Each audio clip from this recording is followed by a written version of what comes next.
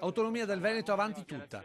A confermarlo oggi a Spresiano il vice premier Luigi Di Maio, smentendo le notizie di possibili rallentamenti dovuti dalle diverse posizioni dei ministeri. I cittadini del Veneto hanno votato un referendum che non può essere disatteso, quindi non ci sono dubbi sull'autonomia del Veneto da nessuna delle due forze politiche che sostengono questo governo, anzi lo dobbiamo fare il prima possibile e stiamo lavorando con i ministri competenti per dare l'autonomia richiesta dal Veneto sulle materie richieste il prima possibile. Il ministro va oltre con date e passaggi legislativi. Nei vari consigli dei ministri di dicembre bisogna affrontare il tema dell'autonomia. Lo stiamo facendo correndo e facendo una corsa contro il tempo, perché immaginerete che la materia è importante, ma il fatto di dire che una materia è importante non significa mettere le mani avanti e dire che perderemo tempo o prenderemo tempo. I veneti hanno diritto all'autonomia perché l'hanno richiesta con un referendum e la avranno in tempi certi. Messaggi chiari a tutto l'orizzonte politico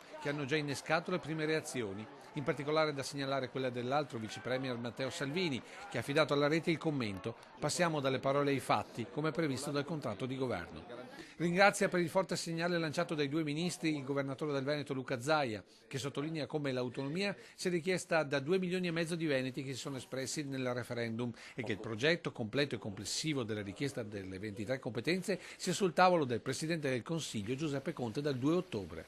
Ma non è l'unico tema trattato dal ministro Di Maio, che ha commentato così gli ultimi dati negativi sull'economia italiana. Se l'economia rischia di fermarsi, noi dobbiamo fare una manovra che mette soldi nell'economia. Con questa manovra mettiamo 37 miliardi. E a un Veneto, regione critica nei confronti del reddito di cittadinanza, il ministro ha risposto così. È una misura che darà soldi solo alle persone che vorranno mettersi in gioco per trovare lavoro. È una misura di politiche attive del lavoro che tra l'altro darà sgravi alle imprese che assumeranno dalla platea del reddito di cittadinanza. Quindi se un'impresa assume da chi prende il reddito avrà uno sgravio fiscale pari al reddito di cittadinanza che prendeva quella persona, che ovviamente non prenderà più. Ministro che ha confermato le agevolazioni e le attenzioni alle piccole imprese. Fondo di garanzia, Industria 4.0, iperammortamento, superammortamento, sono tutti strumenti che ci saranno anche l'anno prossimo, però li sto riorganizzando per le piccole e medie imprese. Adesso creiamo